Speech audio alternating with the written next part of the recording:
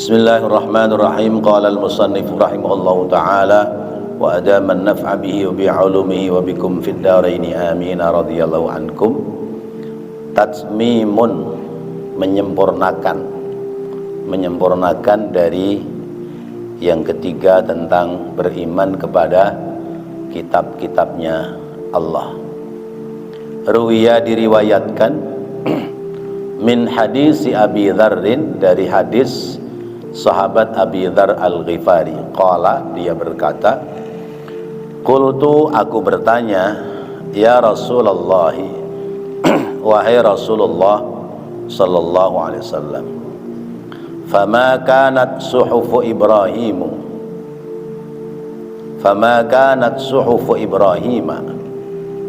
maka apakah isi dari suhufnya Nabi Ibrahim? Qala, Nabi menjawab, kanat kulluha amsalan. Kanat adalah suhufnya Nabi Ibrahim itu, kulluha seluruhnya adalah contoh keteladanan.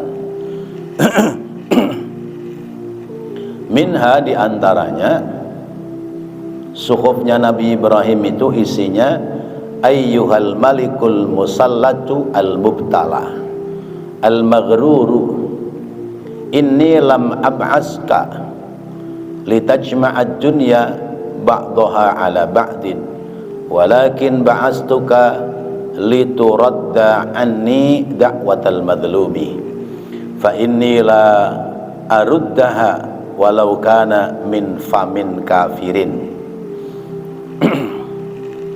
Ayyuhal malik, wahai sang penguasa, al-musallatu, yang sedang diberikan kekuasaan, al-mubtala, yang sedang diuji, al-maghruru, yang kadang-kadang tertipu. Ini sesungguhnya aku Allah, lam ab'aska, tidak mengutus kepadamu, litajma'ad dunya, agar kamu mengumpulkan dunia, ba'daha ala ba'din, sebagiannya atas sebagian yang lain. Walakin, dan akan tetapi, ba'astuka, aku mengutusmu menjadi seorang malik, seorang raja, lituradda anni, supaya kamu menolak daripadaku da'watal madlumi, doanya orang-orang yang terdolimi. Fa inni, karena sesungguhnya aku Allah, la aruddaha, tidak akan menolak atas doanya orang yang terdolimi, walau kana, dan sekalipun itu doa, min famin kafirin, terucap dari mulut orang kafir. Bapak-bapak dan saudara-saudara, jadi kita diperintahkan oleh Allah, oleh Rasulullah, rukun iman itu yang ketiga, beriman kepada kitab-kitab Allah. Ada kitab Taurat, kitab Zabur, kitab Injil. Selain dari itu ada suhufnya Nabi Ibrahim, ada pula suhufnya Nabi Musa.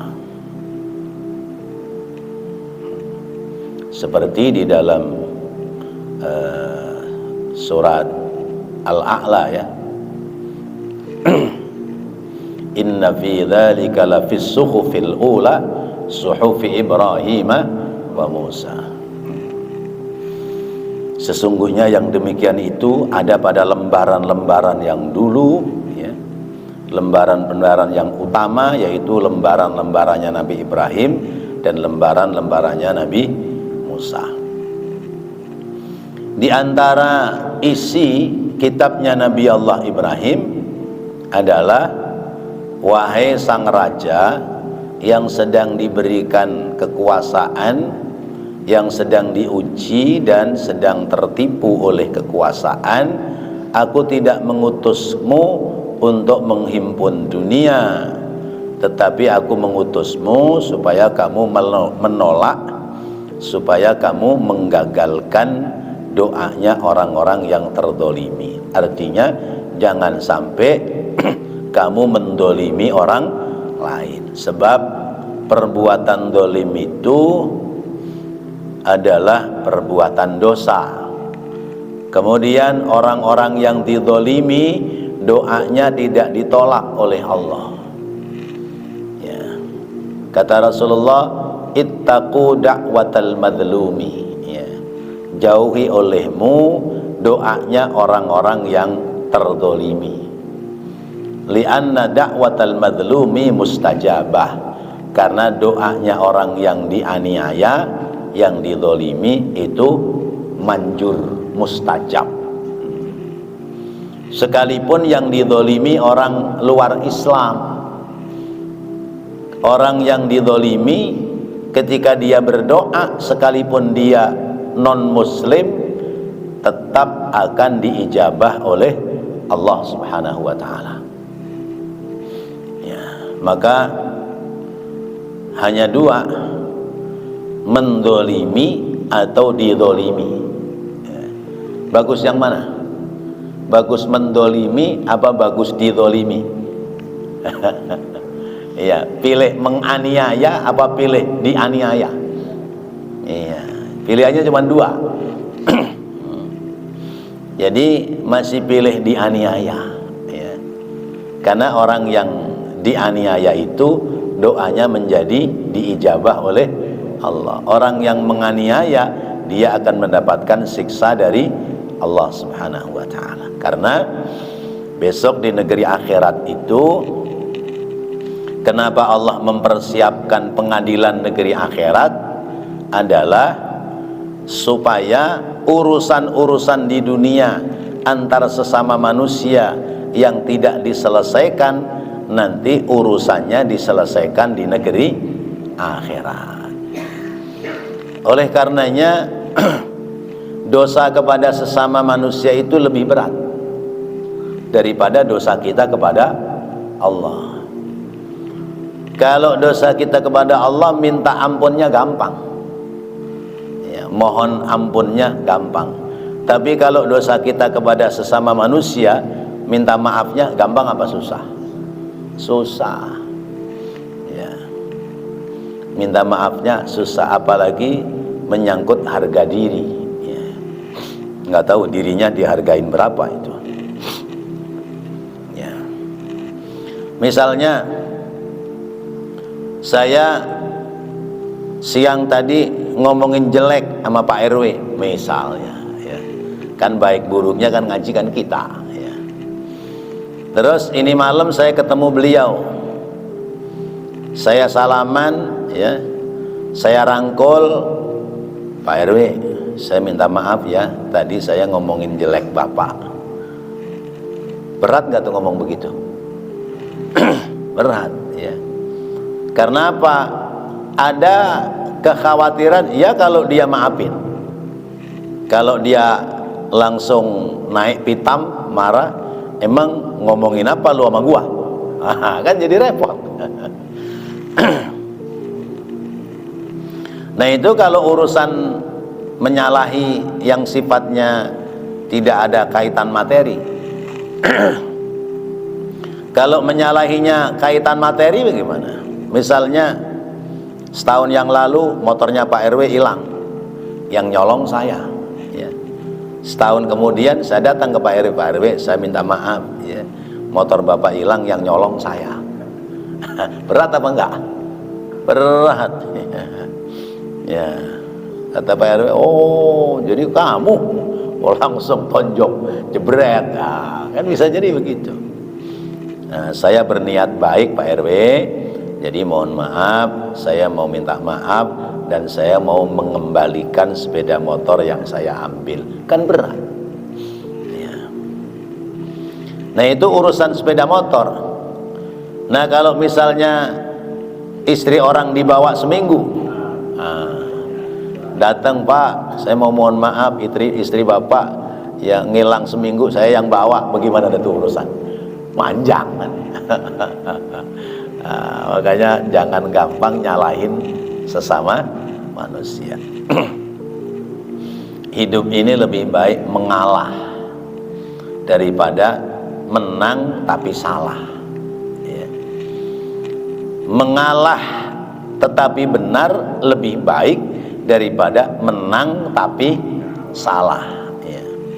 Berarti kalau menang tapi salah, sesungguhnya dialah yang kalah, dan yang mengalah berarti dia menang. Maka ya, orang mengalah itu mulia kedudukannya, ya. Kalau kata orang Jawa, wong ngalah iku dhuwur wekasane, ya. Orang mengalah itu menjadi mulia, sebab sejatinya mengalah bukan kalah. Nah, ini urusan antar sesama manusia. Tapi kadang-kadang syahwat kita ini nggak mau mengalah. Kata teman kita, udah ngalah aja dah, ngalah dah, biar nggak rame dah. Apa kata kita? Enak aja ngalah. Ya. Kalau kita ngalah, udah kita dipites sama dia. Nah, kadang begitu. Nah, kita harus menghindari berbuat dolim, karena perbuatan dolim itu dimurkai oleh Allah. Kata Allah, inni haramtu dzulma, ya, sesungguhnya aku mengharamkan diriku untuk berbuat aniaya terhadap makhluk. Fala tadzalamu, maka kalian jangan saling berbuat dolim. Nah, dolim itu apa? Wad'u syai'in fi ghairi mahallih, menempatkan sesuatu yang tidak pada tempatnya, namanya dolim. Kita ngambil anak orang, kita nikahin, dijab kabul, akad nikah, kita bawa pulang ke rumah, maka anak orang dibawa ke rumah kita itu harusnya dimuliakan, ya. Kita mungut istri untuk di rumah harusnya dimuliakan. Maka ketika kita memuliakan istri, menempatkan istri sebagaimana tempatnya, layaknya seorang istri, berarti kita menjadi suami yang amanah. Tapi kalau anak orang kita bawa pulang ke rumah, bukannya dimuliakan tapi malah dimaki-maki, ya, dibinatang-binatangin, ya, misalnya, ya, dibinatang-binatangin, ya, ngomongnya dikasar sama istri, berarti kita menjadi suami yang zalim. Mungkin istri diem karena takut atau karena kalah, tapi sesungguhnya hatinya berontak, nggak terima. Karena itu jangan kita berbuat zalim. Pemimpin yang adil, dia akan mendapatkan zillun yauma la zilla illa zillu, akan mendapatkan teduhan di saat nanti tidak ada teduhan kecuali teduhan Allah. Siapa? Imamun adil, pemimpin yang adil. Di antaranya itu. Nah, ini ada dalam catatan lembaran kitabnya Nabi Ibrahim. Yang kedua, wa minha, dan diantara isi lembaran catatan Nabi Ibrahim, alal aqili ayyakuna lahu sa'atun yunaji fiha rabbahu azza wa jalla, wa sa'atun yuhasibu fiha nafsahu, wa sa'atun yatafakkaru fiha sun'a Allah ta'ala, wa sa'atun yakhlu ay yatajarradu fiha lihajatihi minal mat'ami wal mashrabi. Alal aqili, atas orang yang sehat akalnya, ayyakuna, hendaknya ada, lahu baginya, sa'atun, satu saat, yunaji, yang dia bermunajat, fiha, di saat itu, di waktu itu, rabbahu, kepada Allah azza wa jalla, zat yang maha perkasa lagi maha kuasa. Wa sa'atun yuhasibu laha fiha nafsahu, dan satu saat, satu waktu, yuhasibu, untuk menghitung-hitung fiha padanya, pada saat itu nafsahu dirinya. Wa sa'atun, dan satu saat yatafakkaru, untuk berfikir fiha padanya, sunnah Allah Ta'ala, akan apa-apa yang menjadi ciptaan Allah. Wa sa'atun, dan satu saat yakhlu, menyendiri seseorang, ayatajarradu, yaitu mengkosongkan, fiha daripadanya, lihajatihi, untuk kebutuhan dirinya, misalnya minal mat'ami, dari makanan, wal masyrabi, dan minuman.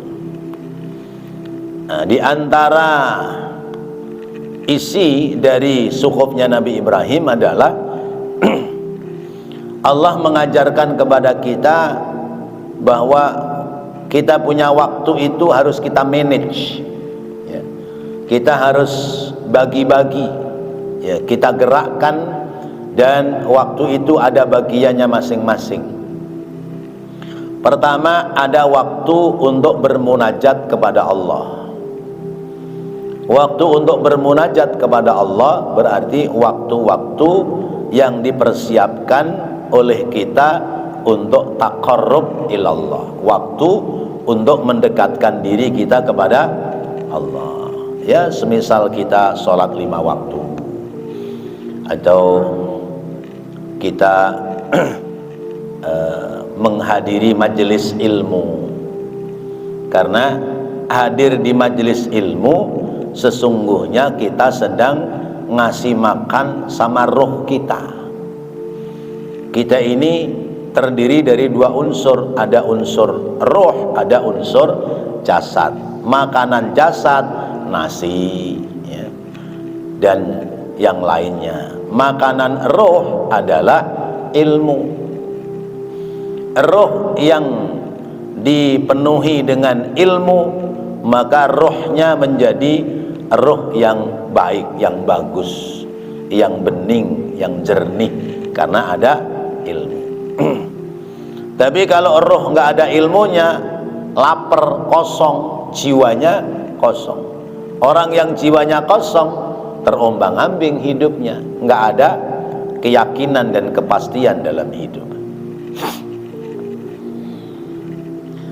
Jadi ada saatnya, ya, waktunya sholat, ya kita berhenti dari aktivitas, kita sholat, kita ngaji, ya seminggu sekali. Ya, di sini 2 minggu sekali, ya nggak apa-apa. Di tempat lain masih ada kesempatan waktu kita untuk mengkaji. Malam jangan buat melek seluruhnya. Ada yang buat istirahat. Kalaupun mau melek, ya yang bermanfaat. Mau melek buat tahajud, mendekatkan diri kepada Allah. Bahkan sholat sunnah yang diperintahkan oleh Allah dalam Al-Quran diantaranya adalah sholat tahajud. Wa minal laili fatahajjad bihi nafilatal lak asa ayyab'asaka rabbuka maqaman mahmuda. Sebagian dari malam jangan buat tidur semua. Ada yang buat kita bangun kesempatan untuk tahajud. Mampunya 2 rakaat, ya 2 rakaat. Masih ada waktu, tambahin 4 rakaat. Dan diistiqomahkan. Itu namanya saat atau waktu yang dimanfaatkan untuk mendekatkan diri kepada Allah. Yang kedua, kita kudu punya waktu untuk apa? Sa'atun yuhasibu laha nafsahu, waktu-waktu untuk menghitung apa yang sudah kita perbuat. Biasanya orang mau tidur itu harus merenungkan perjalanan 1 hari. Karena orang hidup seminggu, yang dilewati adalah hari-hari. Sebulan hari-hari, setahun hari-hari, seminggu 7 hari, sebulan 30 hari, setahun 360 hari. Jadi apa yang sudah kita lewati masa 1 tahun tidak terlepas dari yang kita lewati setiap hari. Dari bangun tidur sampai mau tidur, kita merenung, berpikir apa saja yang sudah saya perbuat.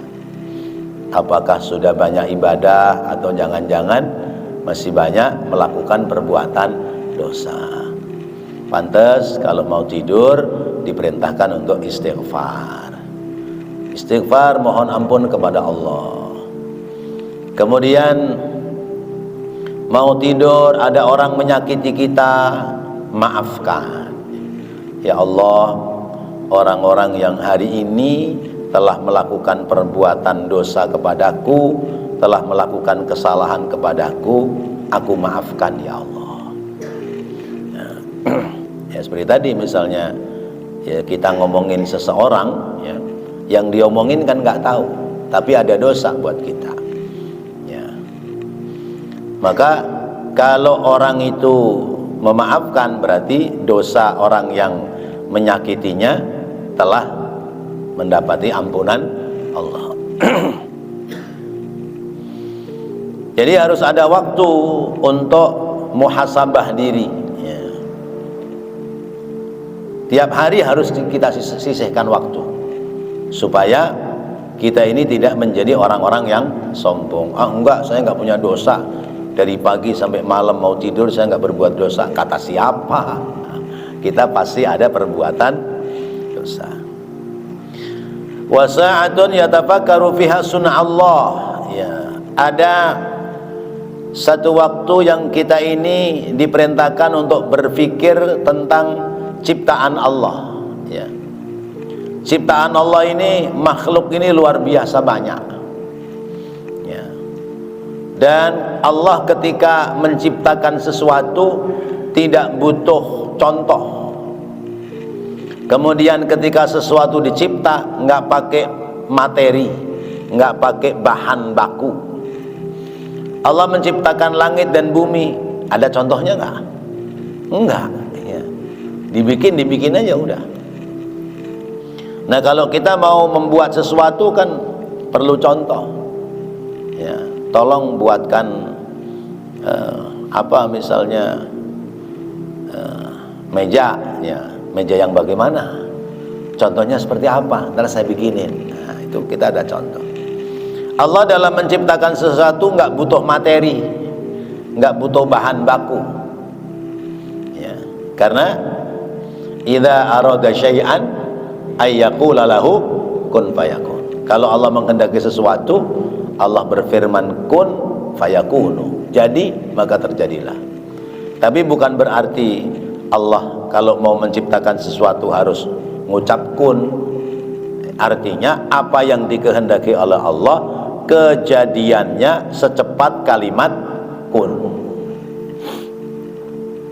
Jadi maka jadi, nggak jadi nggak jadi. Itu Allah. Kalau kita butuh alat-alat, mau bikin meja harus ada kayunya. Kayunya belum halus, harus ada serutnya, harus ada amplasnya, harus ada martil, ada paku, dan lain sebagainya.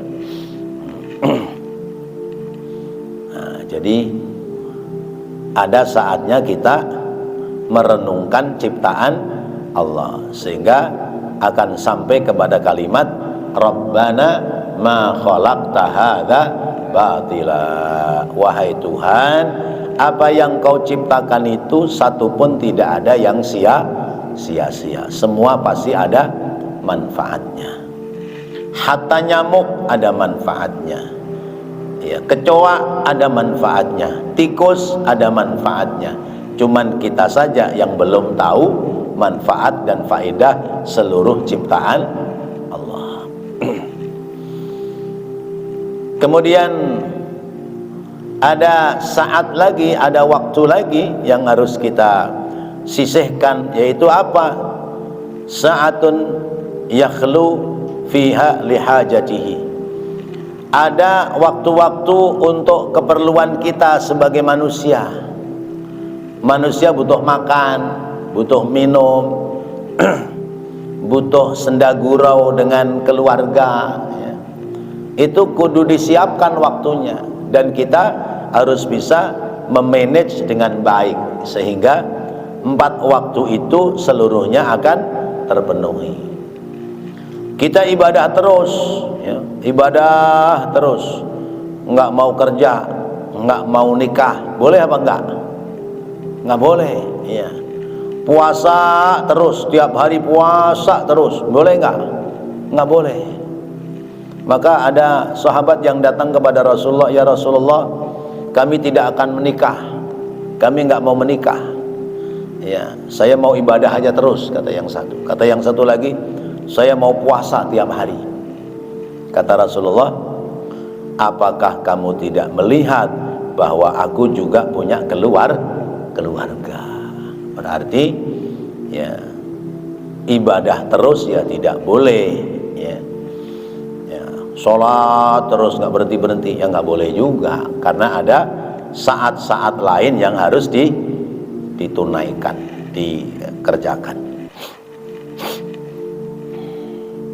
Wa minha, dan yang ketiga di antara suhufnya Nabi Ibrahim, isinya minha di antaranya alal aqili alla yakuna tami'an ay muammalan illa fi salasin tazawudin lima'adin wa marammatin lima'ashin wa ladzatin fi ghairi muharramin.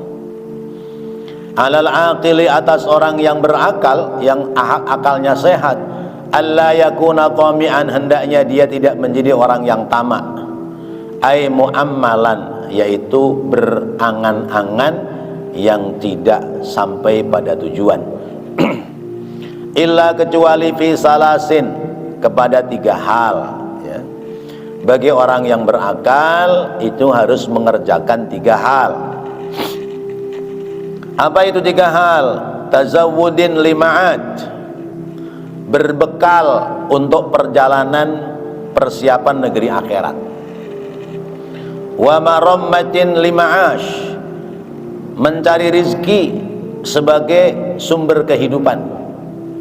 Wa ladzatin fi ghairi muharramin, dan mengambil kelezatan, bersenang-senang yang tidak diharamkan, itu boleh. Jadi poin hidup itu 3, ya. Poin hidup yang harus dikerjakan 3. Pertama, mencari bekal buat kehidupan negeri akhirat. Rupanya apa? Ibadah. Ibadah itu bekal untuk negeri akhirat.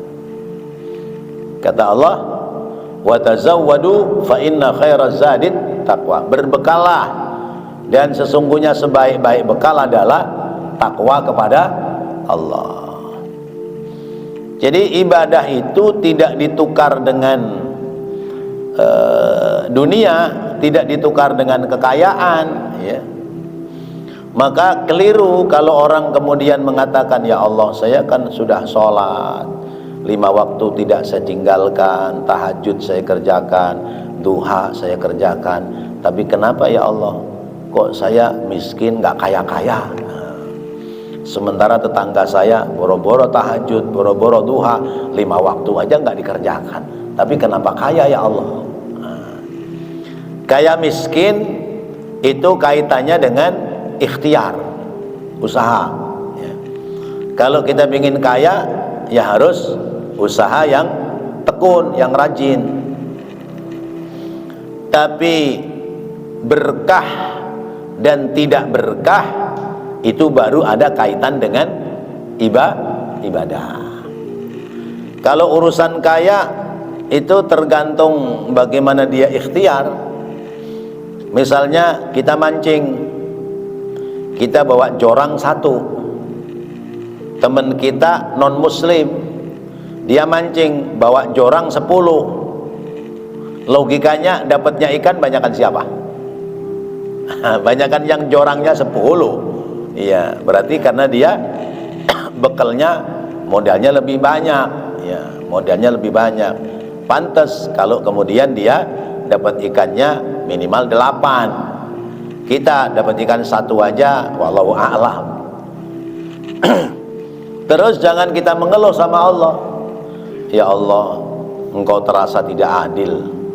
Saya yang ibadah, tadi masuk waktu zuhur saya tinggal sholat, ya, dapatnya ikan 1. Dia yang nggak ibadah dapat ikan 8.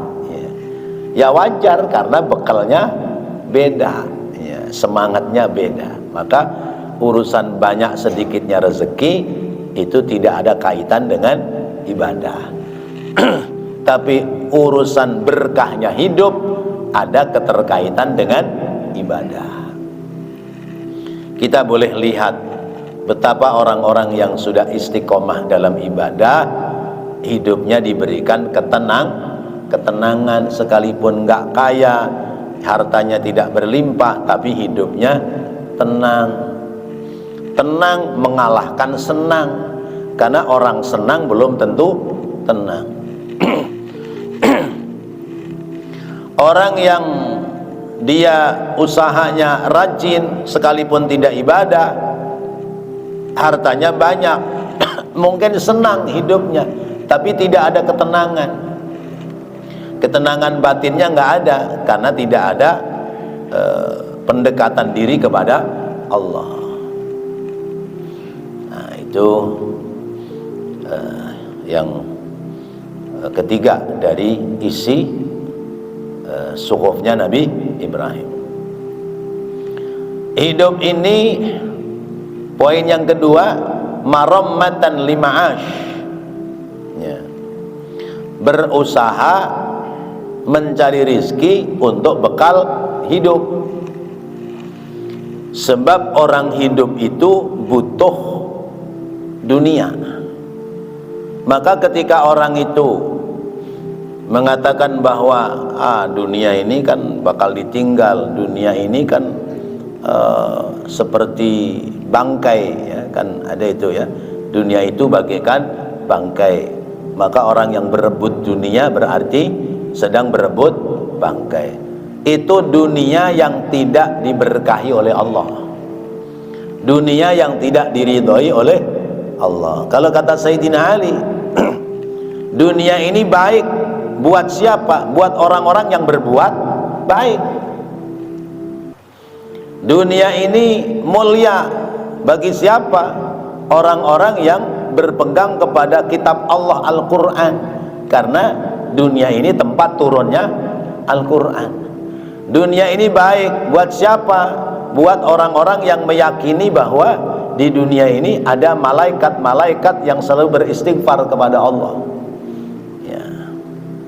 Dunia ini baik buat siapa? Buat orang yang mencintai Rasulnya, karena Rasul diutus di dunia membawa risalah, yang risalahnya itu menjadi rahmat bagi umat. Dunia ini baik buat siapa? Buat orang-orang yang mendekatkan diri kepada Allah. Dunia ini baik bagi wali-walinya Allah, karena wali-walinya Allah, kekasih-kekasih Allah, dalam mencari dunia, mencarinya dengan jalan yang halal, dimanfaatkannya pada nilai-nilai kebaikan.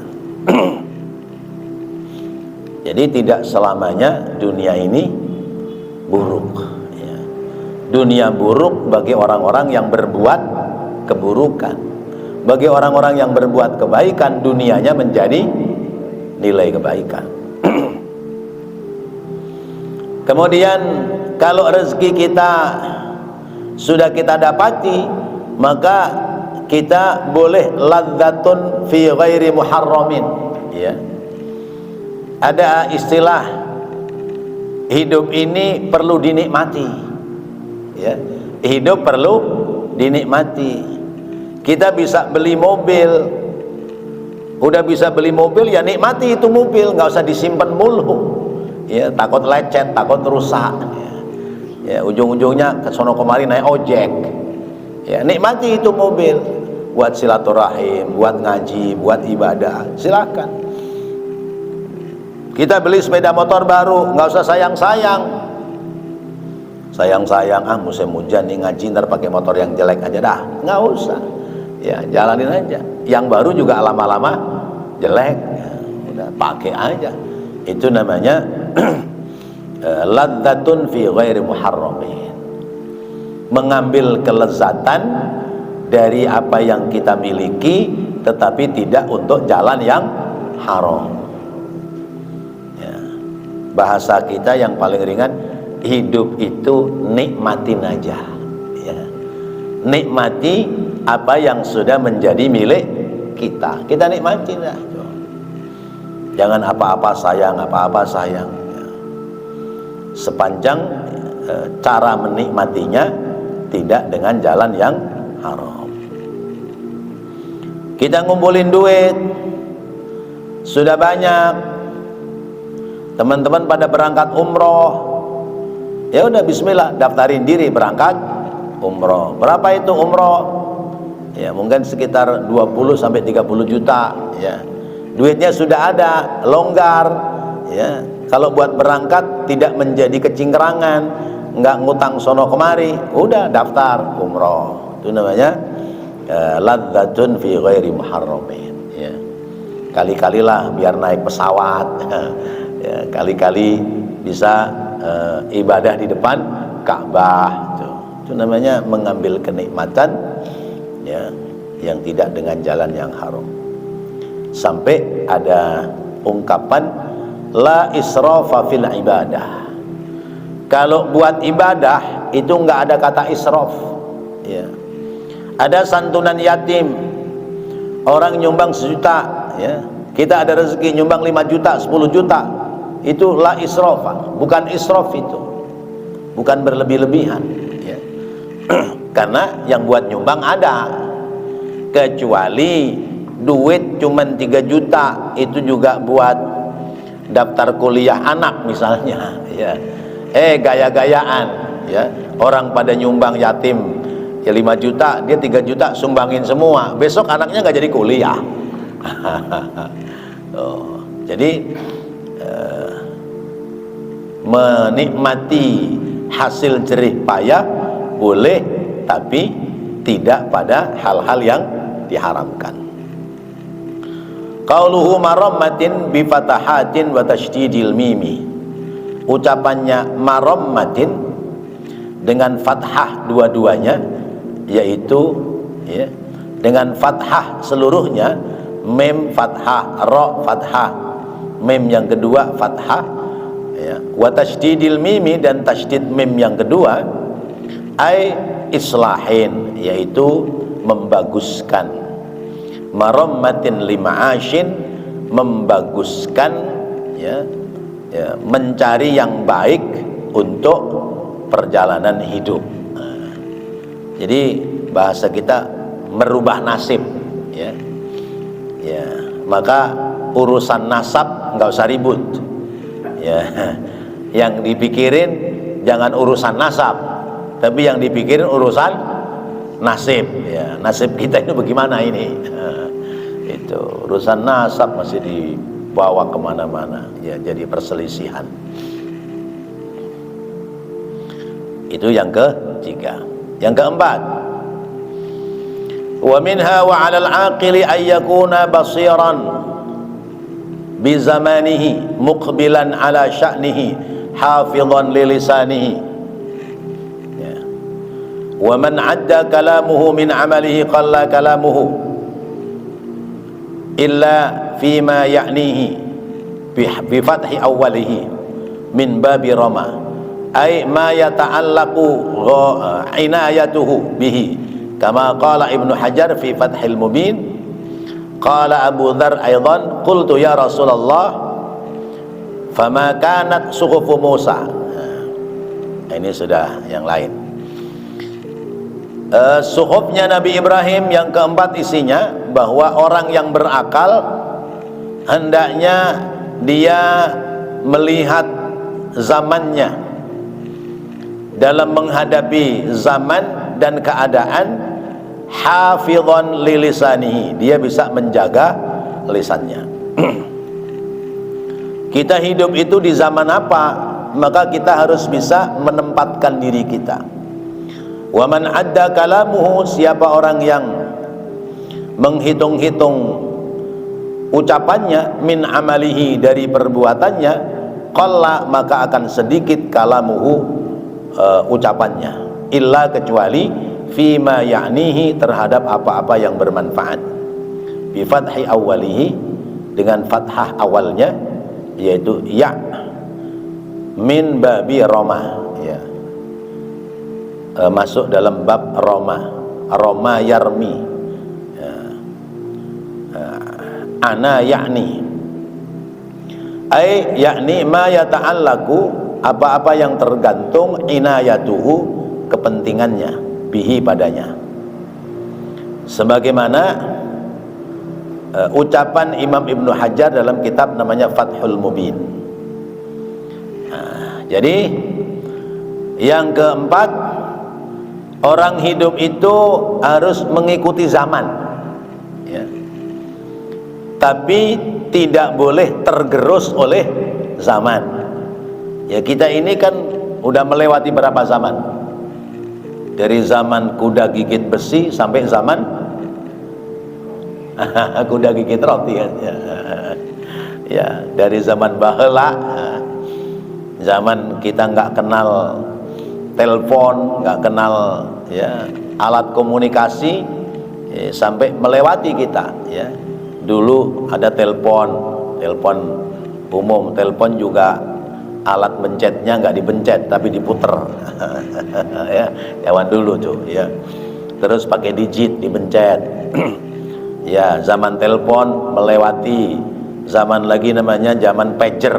Nah, pager itu calling, orang pegang pager itu udah gagah dulu, ya.